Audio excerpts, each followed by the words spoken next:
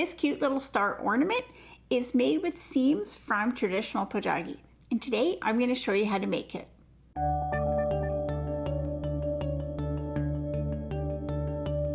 Welcome to Epida Studio. My name is Elizabeth and I help you make beautiful things with quilting, pojagi, and embroidery. So today I'm going to be showing you how to make this little cute star ornament. And this is made with seams that are visible. So this seam technique comes from traditional Korean sewing, pojagi. So I'm going to show you how to do this. And you can do this with any kind of fabric and thread combination that you want. So you can play around with it. But a couple of things is, because the stitching is going to be visible, it's nice if you do it in a thicker thread. So I don't recommend use like regular sewing thread. If you have any kind of embroidery thread, that is probably going to be a good choice, or any kind of thicker sewing thread, because the stitching is actually part of the design. It's not only to hold the pieces together.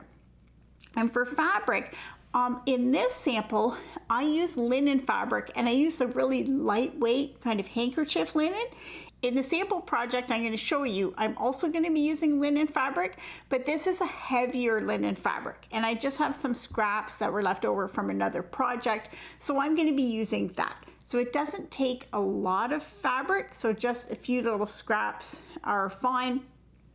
And then just be creative. You can use linen, you can use things left over from dressmaking, you can use quilting cotton. The most important thing is that you have to have fabric that will maintain a crease. If you fold it and crease it, it should be able to hold that crease. That'll make your stitching a lot easier. And then for thread, as I said, you want some kind of like thicker thread, like embroidery thread. But again, it depends on the fabric that you're using. So feel free to play around with combinations. In this one, because the fabric I used was more lightweight, I used a size 12 pearl cotton.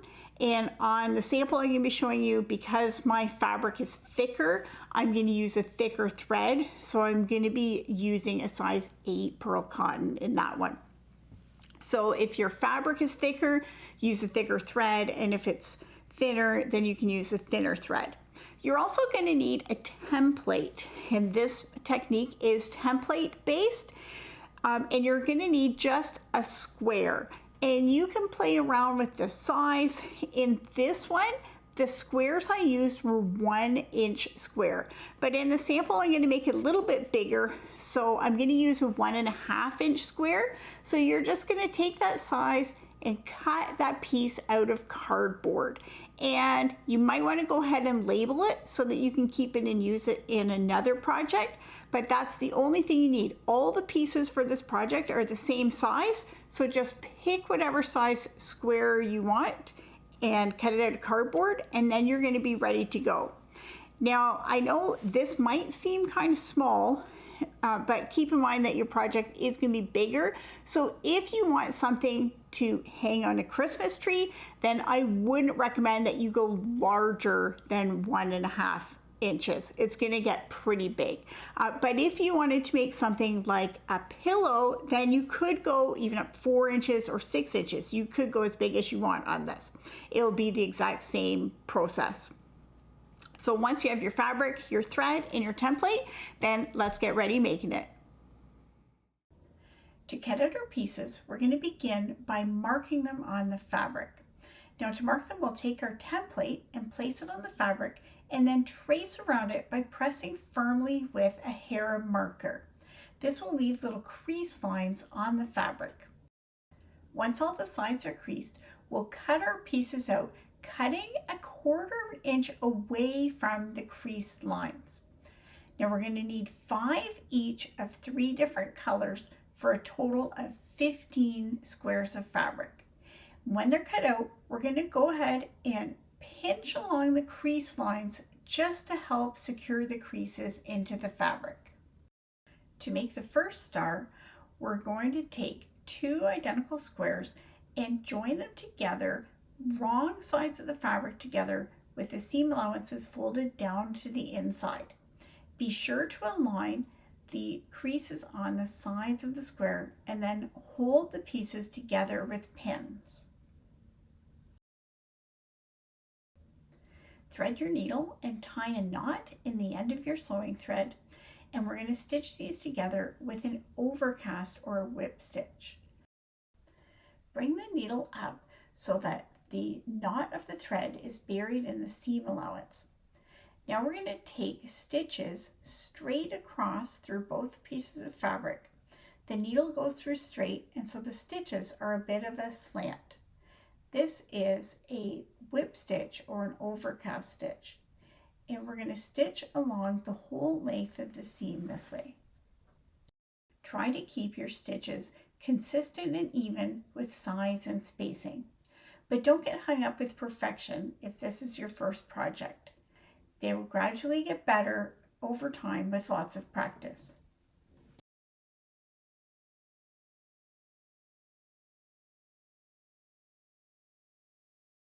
When you get to the end of the seam, take a minute and just make sure that you can open it and lay it flat. This will help ensure that your stitches are not too tight or too loose. It should be able to lay flat and smooth. If you need to adjust it, you can do that now. And when you're happy with it, you can take your thread to the inside and then tie a knot and leave it in the seam allowance. Notice that we don't stitch right from the edge of the fabric to the other edge of the fabric. We're only stitching along the side of the shape. After joining the first 2 squares together, repeat with another 2 squares so that we'll have 2 pairs. Now we're going to join these pairs together. So we do this in the same way. We put them wrong sides together with the seam allowances folded to the inside, and we line up all the seam lines. Hold it together with pins and then stitch with an overcast stitch. We're only joining one of the pairs of squares. We're not stitching straight across the whole thing to make a 4 patch. Once these 4 squares are joined, we're going to add the 5th square in the open space. So this might be a little tricky, but just open it and sew 1 seam at a time. And it's going to be in just the same way. We place it wrong sides together with the seam allowances folded to the inside, and we line up all the seam lines. Hold it with pins and then stitch with an overcast stitch.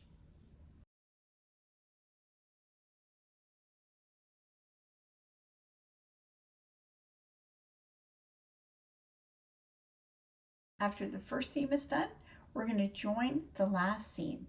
And this is done in just the same way. You might have to maneuver a bit because of all the seams coming together in the center, but just line up the seams, pin, and then stitch with an overcast stitch. When that seam is finished, we end up with a piece that's made with 5 identical squares that all meet in the center. This piece will not lay flat, and don't worry, it's not supposed to. Repeat the process to make another square for the other side of the ornament. Now we're going to set in the last 5 squares into the sides of these stars. We'll add these squares in just the same way that we assembled the stars. Line up the seams, pin the fabrics wrong sides together with the seam allowances folded to the inside, and then stitch with an overcast stitch or a whip stitch. Each setting square will be sewn to the sides of 2 different squares and from the star. So you'll sew one side on and then turn and then sew the next side of that square to the next square from the star.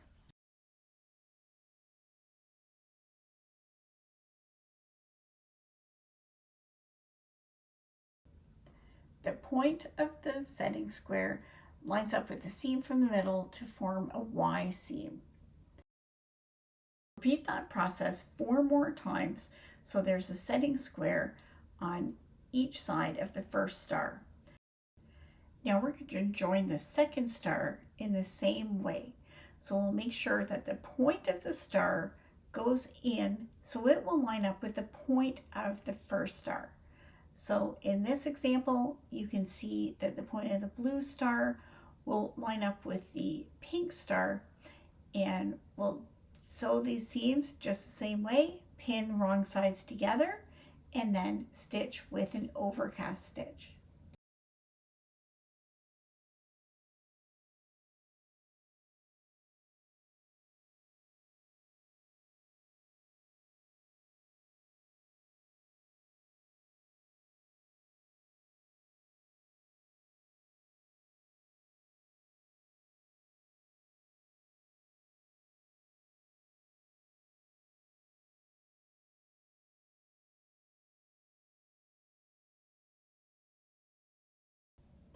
Continue stitching all the way around the piece, joining the first star and the second star.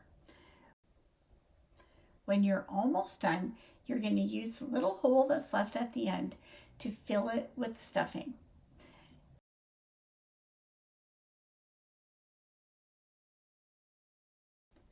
Put in a bit at a time and gradually stuff it to your level of firmness.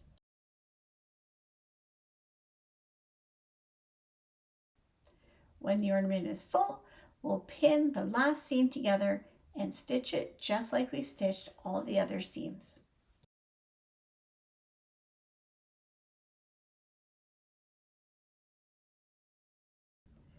We want this to be full of filling, but we also want it to be a bit squishy so that we can add the tacking stitches. So we'll thread a long piece of thread onto a needle and then put the needle straight through the middle of the piece, so it goes in one side and out the other. Then we will take a couple of stitches back and forth, pulling it pretty tightly so that the centers of the two sides come together and meet on the inside of the ornament. Once we've done this in the center, you can travel along the inside of the piece to come out to one of the points. Then repeat the process, lining up the point from one star to the point from the other star. Take little stitches back and forth, pulling it tight so that they join on the inside. Work around the whole piece, doing this on all the points of the star. So here's what the finished project looks like. And you can see I have pink on one side, blue on the other side, but of course you can be creative with your color combinations.